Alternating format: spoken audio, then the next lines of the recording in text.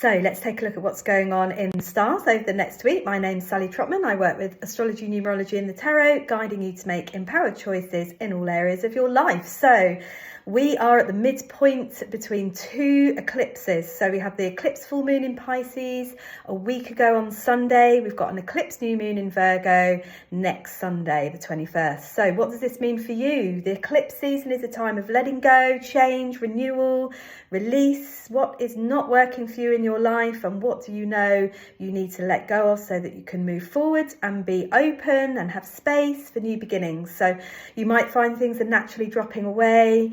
You might find that you're not drawn to certain things anymore, or you might find that you just want to start afresh as we go into this new energy. So the eclipses clear out everything that isn't serving us and make this space for the new beginnings. So October is going to be very much a new beginnings month. So September's the 9th month of the year, which is endings and change. And it's about using your inner wisdom to make those changes. So in the tarot, the number 9 is the Hermit. So that's the energy of this year, because 2025 adds up to 9 and September's the 9th month. We had 999 earlier this month as well. So there's a lot of Hermit energy where we need to go within, retreat, reflect, spend time on our own, meditating, writing, praying, whatever it is that you do to get clear.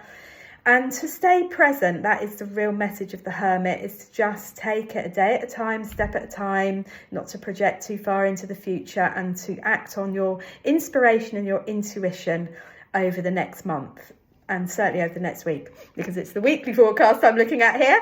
I want to go further ahead. So we've got the sun moving into the sign of Libra on the equinox. That's on the 23rd of September.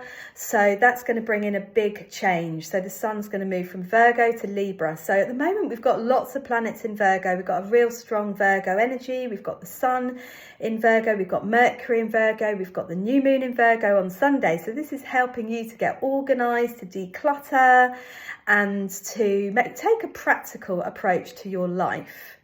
And we've got Venus in Leo at the moment. That is going to move into Virgo later in the month. And Mercury is going to move from Virgo to Libra. That's later in the month also. So let's take some cards for this coming week to see what is coming up. So this one is looking at me. Okay, 7 of Pentacles. This is very much a reevaluation card, a pause and a stop, particularly around your finances. So Virgo is all about getting organised around finances and home.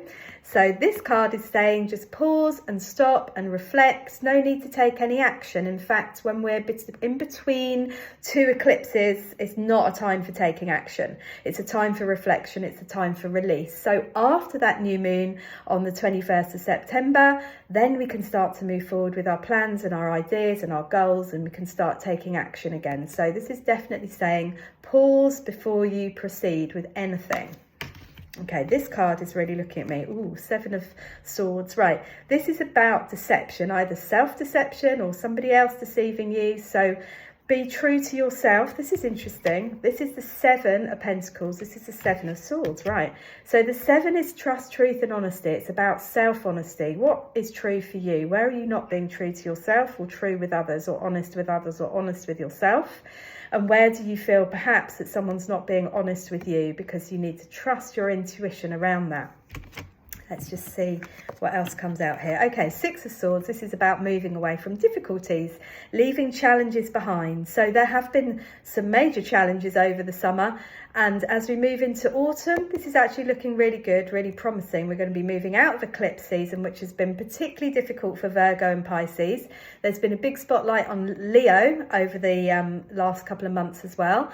We've got Uranus in Gemini, and that is now retrograding back towards Taurus. So Gemini and Taurus, expect the unexpected. Aries and Pisces also, we've had Saturn in Pisces. Saturn is now in Pisces. It's moved from Aries to Pisces, which is again a big reflection and reevaluation time. So we've got quite a few planets that are retrograde at the moment. We've got Pluto retrograde also. We've got 5 planets moving backwards through the signs. I'm just trying to cover all the signs here. So we've got Aquarius, we've got Pluto in Aquarius. Aquarius, this is about you standing firm and asserting yourself. Capricorn, there's not so much going on for you at the moment. There will be later in the year. Same for Sagittarius, actually. So November, December, Scorpio and Sag and Capricorn, there's going to be a big spotlight on your life. But at the moment, you can take it a little bit easier. And Libra, we've got Mars in Libra at the moment. So Mars is the energy of drive and ambition and motivation. So you might be driven to collaborate with somebody in the next week. You might already be in that collaboration, or you might be in a new partnership, a new relationship, because Mars in Libra is bringing people together, bringing good connections together. This feeling of teamwork and partnership, and how can you support others, and are you giving and receiving equally? So this is kind of a theme with Mars and Libra. Obviously Virgo, there's a lot going on for you. We've got the sun and the new moon in Virgo this week. So Virgo, do set your intentions on Sunday for the year ahead. For everybody else, after that new moon on Sunday, just setting 3 intentions for the coming month until the next new moon on the 20th of October, which is going to be in Libra. Okay, so which signs haven't I covered? I haven't covered Cancer. We've got Jupiter in Cancer at the moment. So Jupiter's in Cancer all year up until next May. So Cancer, this is definitely a very lucky, positive energy. This could increase your income. It could bring a new home into your life. It could bring an addition to your family. So there's luck and expansion definitely for Cancer. Okay, I'm going to take one more. Judgment. Ooh, okay, interesting. There's 2 ways of looking at this card. One way is that your guardian angel is looking over you and looking after you and guiding you. And the other is to surrender to that higher power, whatever your higher power is, whether it's nature, angels, and maybe a loved one in spirit who's passed. It's time to let go and to surrender. And that's what the eclipse season is about. Let go. Hand it over. There's only so much we can do. Take the action that you feel inspired to, and then let go of the rest and trust in the divine plan.